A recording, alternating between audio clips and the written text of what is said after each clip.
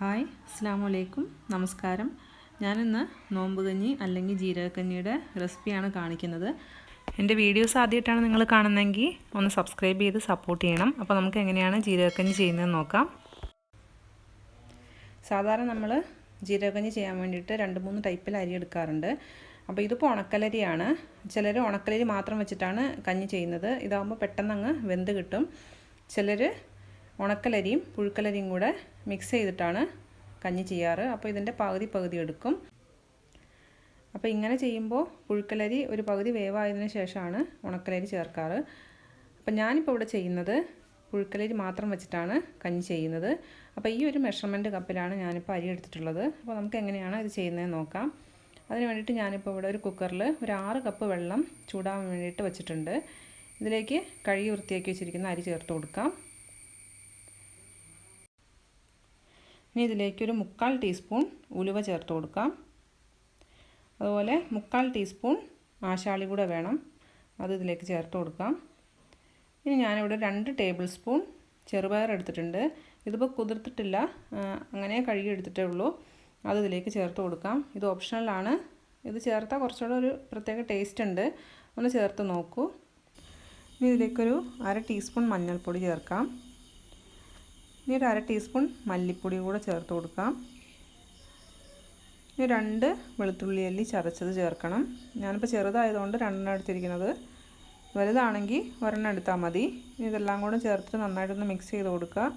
ഇനി ഇത് 2-3 വിസിൽ വരുന്നവരെ ഒന്ന് വേവിച്ചെടുക്കണം. ഇപ്പോൾ ഇവിടെ കുക്കറിൻ്റെ പ്രഷറെല്ലാം പോയിട്ടുണ്ട്. കഞ്ഞി ഇവിടെ ഒരു വേവ് കൂടെ ബാക്കിയുണ്ട്. പക്ഷേ ഞാനിപ്പോൾ ഇനി കുക്കർ അടച്ച് വേവിക്കില്ല, കഞ്ഞി അങ്ങ് കുഴഞ്ഞു പോവും. അപ്പോൾ ഞാനിതിലേക്ക് 1 കപ്പ് വെള്ളം കൂടെ ചേർത്ത് വേറൊരു പാത്രത്തിലേക്ക് മാറ്റിയിട്ടുണ്ട്. ഇനി ഇതൊരു 5 മിനിറ്റ് ഒന്ന് നന്നായിട്ട് തിളപ്പിച്ചെടുത്താൽ കറക്റ്റ് വേവായി വന്നോളും. കഞ്ഞി ഇവിടെ പാകത്തിന് വെന്ത് വന്നിട്ടുണ്ട്. ഇനി ഇതിലേക്ക് ഞാൻ കുറച്ച് തേങ്ങാപ്പാൽ ചേർത്ത് കൊടുക്കുകയാണ്. ഞാനിപ്പോൾ ഒരു 1.5 കപ്പ് തേങ്ങാപ്പാൽ ഇതിലേക്ക് ചേർത്ത് കൊടുക്കുന്നുണ്ട്. 1 കപ്പ് തേങ്ങ എന്നുള്ള പാലാണ് ഞാൻ എടുത്തിരിക്കുന്നത്, അത് കറക്റ്റായിരിക്കും. ജീരകക്കഞ്ഞിയിലേക്ക് തേങ്ങ അരച്ചും ചേർത്ത് കൊടുക്കാറുണ്ട്. തേങ്ങ അരയ്ക്കുവാണെങ്കിൽ ഒരു 1/2 കപ്പിൽ താഴെ അല്ലെങ്കിൽ കറക്റ്റ് 1/2 കപ്പ് മതിയാവും.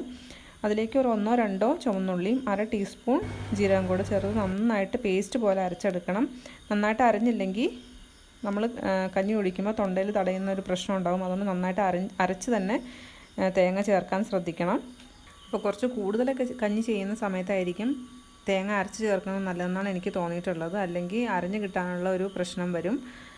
ഞാനിനി ഇതിലേക്ക് ഒരു 1/2 ടീസ്പൂൺ ജീരകം പൊടിച്ചതും അതുപോലെ ആവശ്യത്തിനുള്ള ഉപ്പ് കൂടെ ചേർത്ത് കൊടുക്കുകയാണ്. ഇനി ഇത് നന്നായിട്ട് തിളയ്ക്കണം, അല്ലെങ്കിൽ കഞ്ഞി പെട്ടെന്ന് ചീത്തയായി പോവും. കഞ്ഞി ഇവിടെ നന്നായിട്ട് തിളച്ച് വന്നിട്ടുണ്ട്. ഇതിൻ്റെ ഫ്ലെയിം ഓഫ് ചെയ്യാം. ഇനി ഇതിലേക്ക് വേണമെങ്കിൽ കുറച്ച് നെയ്യിലോ അല്ലെങ്കിൽ വെളിച്ചെണ്ണയിലോ 3-4 ചുവന്നുള്ളി ഒന്ന് മൂപ്പിച്ചിട്ട് താളിച്ചൊഴിക്കാം. അത് ഇഷ്ടമുള്ളവർക്ക് അങ്ങനെ ചെയ്യാം, ഞാനിപ്പോൾ ചെയ്യുന്നില്ല. അപ്പോൾ ഇതുപോലെ കഞ്ഞിയൊന്ന് ചെയ്ത് നോക്കിയിട്ട് ഇഷ്ടപ്പെട്ടെങ്കിൽ ലൈക്ക് ചെയ്യാനും ഷെയർ ചെയ്യാനും കമൻറ്റ് ചെയ്യാനും മറക്കരുത്. താങ്ക്